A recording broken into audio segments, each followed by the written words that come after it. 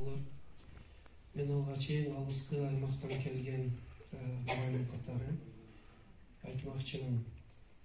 Наконец-то дегендей, ушу тарбиянын баалуулугуга ушул конференцияны форумда өткөзгөнүңүздөргө сиздерге министерство, министр анан Мариф Кыялбек сиздерге элчиликке терең ыраазычылыкты жалпы ушу 7 Дубан мугалимдердин атынан айтып койсом болот окшойт. Сиздерге чоң рахмат.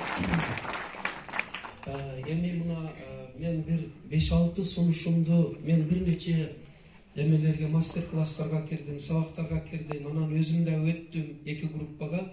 Мен ыраазы болдум, мына министрибиз барып ошо эне мектеби сабагыга баштан аяк катышып, жакшы бир пикир менен чыгып келгениге өтө ыраазы болдум.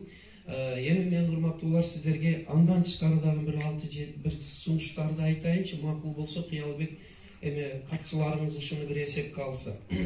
Урматтуулар, тарбия жөнүндө бир эмени Конфуцийди кызматтан куйтулук менен кетиришкенден кийин мамлекетти башкара албай калганда улам революция, улам митинг көтөрүлүш болгондо бирөө айтып турганы кайта чакыргыла, кеңеш агыла деп.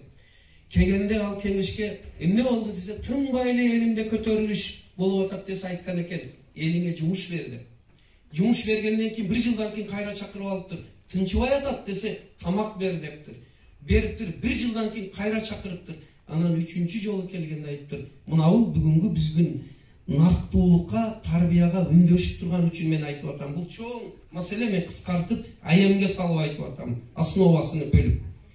3-чү жолу келгенде айтыптыр. Ай, урматтуу падышам, элиңизди тарбиялаңыз дептир. Конфуцийди сөзгө кол чабып жүгүрөт, күчтүү сөзгө адамдарчы. Чек мамлекетке барсаңыз, бир ойлорду айтканда кол чабып сүрөп турат да, инарда бир ойду идеяны айтса айтат, вот эта идея на $1 миллион дейт. Аткан адам дагы шыгалат да, биздекеден үнтүп, аңдыгандай болсо адам не доон болосуң айткан. Мен айттым, мына Конфуцийдин сунушу, элиңизди тарбия, анан элиңизди тарбияла десе, биздикилер ойлойт экен, жаштарды тарбия. Жок, жаштар кимди көрүп тарбиясын? Ол айтыптыр, элиңди дегенде 7 жаштан 70 жашка чейин элимди тарбияла. Баш болуп, аксакалдарыңды, улууларды тарбияла деген экен. Илайым ошо, эми onu жолдоп өтөп, менин сунуштарымды өтөйүн. Ушу кыскача айттым, токтогон басына. Биринчиси, кече Сулайман жакшы айтып туруп, жаш мугалимдердин абалы, азыр биз билим тарбия сапаты дейбиз. Тарбияны, билимди беришке өтө кыйналган азыр университетти бүтүн мектепке келген. Мен мугалим, директор катары айтайын, өз предметини мыкты билбеген мугалимдер өтө толуп кеткен. Капа болбоңуздар, кандай сапат болуп, аксиома бар, эч качан балдардын билими мугалимдин билиминен ашып түшпөйт деген. Ошол үчүн мен биринчи сунушум, келиңиздер, педагогикалык окуу жайларды бүтүрүп аткандардагы студенттердин билим сапатын күчөйтүрүп, ал жерде тарбиялык иш алып барыш, коомчулук ата-эне менен иштеш деген багытты берсек дагы, андан бир мындан 15 жыл илгери бир ишти баштадык эле. Токтогон басында шуну сиз колго алып берсеңиздер, школа молодого учителя деген. Жаш мугалимдердин мектеби. Аларды сындай бербестен, жанагы устат шакирт дегенди, мына чыган Бектур Исаковго окшогон, Сулайманга окшогон, Алмазга окшогон, Салтанатка окшогон, Кыялбекке окшогон чыган мугалимдерди устат шакирт методикасына салып туруп, ушу бир мектепти ачып өткөрсөк. Экинчи бир сунушум, урматтуулар, бир кезде Союз творческих учителей деген болот эле. Алардын бат-бат жыйыны болуп турат эле дагы, жүзүмдү баткенде ошентип айтат, көрүп чүмө курат дейт. Ошондой бири-бирини көрүп алат, дем алат, чыгалат эле. Азыр дээрлик ошо жок. Кандай сонун чыгармачылыгы, ошол үчүн экинчи бир сунушум, Кыргызстанда чыгармачыл, креатив мугалимдердин дагы бир бирикмесини түзүп, ошолорду жок эле дегенде бир жылда 1-2 жолу ушундай бир уюштуруп туруу. Үчүнчү бир сунушум, урматтуу, рахмат сиздерге. Ошентип колдоп туруңуздар бул министерствонун алдыда. Мен айылдын мугалимини жүдөтпөстөн. Үчүнчүсү, мен анын себебин айтам. Үчүнчүсү, урматтуулар, жаңы инновациялык, айныкса элдин Кыргызстандын кыртышынан жаралган инновациялык идеяларды каттоого алып, дем берүүчү өзүнчө бир фонд, өзүнчө бир колдоо группасыны түзсөк, эң сонун идеялар эл ичинде калып кетип атат. Төртүнчүсү, урматтуулар, мына мен сиздерге өткөндө айтып атат. Информациялык коомдо балдар жаңы информацияны кууп жетпей атат. Бүгүнкү информация уже эртеге эски болот. Ошол үчүн биз 20 жылдан бери бир сабакты, жаңы сабакты эксперименттен өткөзгөнбүз. Бул акыл эмгегинин маданияты. Акыл маданиятыга, башкача айтканда, билим алуу, öğrenүү дейт го. Ошол методиканы эгер биз балдарга үйрөтсөк, анда жаңы информация эмес, билим алуунун жолдорго үйрөнүп алат экен. Акыркылардан бири, урматтуулар, мына ушу фестиваль форумду мындан ары өткөрүүнү традицияга айлантырып, ар жылы Турция колдоп турса керек бизди. Марифат өсөсүн, уялда кесен омен иштей берсин. Кече сонун доклад окудуңуз, кимиңиз окудуңуз, биринчи эмени өтө ыраазы болдум, сизге рахмат.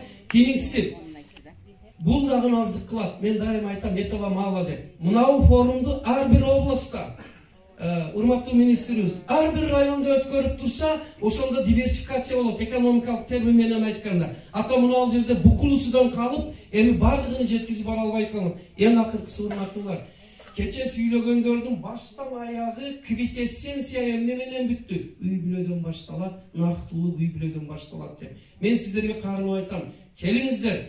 Ушу жана мен айттым го, мени колдоп туруңуздар деп. Миң өкүнүчтүүсү кээде бизде инновациялык ишти баштаган, жаңы өз демилгеси идеясы менен чыккан адамды кээ бир түшүнбөгөн, көрө албаган адамдар бир аз отклонениясы бар адам кылып көрсөтүп коет экен коомчулукка. Он говорит без конца деп. Эми мен ошолордун эсиге салып коем. Учурунда Мухаммад пайгамбарыбызды дагы жиндиге чыгарган. Исаак Ньютонду дагы жиндиге чыгарган, Архимедти дагы жиндиге чыгарган. Урматтуулар, жаңыл демилге менен чыккан адамга демилгеге дем керек дегенди унутпайлы. Мен инанда атайлап күйүп пишип сүйлөйм, это что мен психика нервин боштугунан мен 25 жыл өтө кыйналып кеттим. Эне мектебини коомдук аң сезимге сиңдиргенге чейин. Наконец-то наркомания, укук бузуу, зордук, зомбулук күч алып кеткенден кийин, мектеп дагы, үй бүлө дагы өз алынча башкара албагандан кийин, эми ата-эне мектебиге, ата-эне дедим, мектебине эми келип атабыз. Келиңиздер, баарыңыздар шуну колдоп кетсеңиздер. Мен ушу ата-эне мектебинин буйрукка кол койгон Алмаз Бейшаналиев көзү жок болсо да рахмат айтыш керек. Бирок ошонун проектини даярдаган, ошону биздин жаныбызда туруп, ошого колдогон Уланбек Эсенбекович, анан кийин Алмаз Токтомамбетов, экөөңө терең ыраазычылыкты айтамын. Анан ошо мен президенттик чоң жыйында ушу Дастархон четиндеги университет деген китебимди президентибиз Садыр Жапаровго тапшырдым эле. Ал киши ордунан туруп келип, сүйүнүп кабыл алды да, бул жерде үй бүлөдө ата-эне балдары менен бир жумада бир өтө турган нарктуулуктун 24 сабагы бар. Ушуну Улан Эсенбековичке тапшырып коёйт.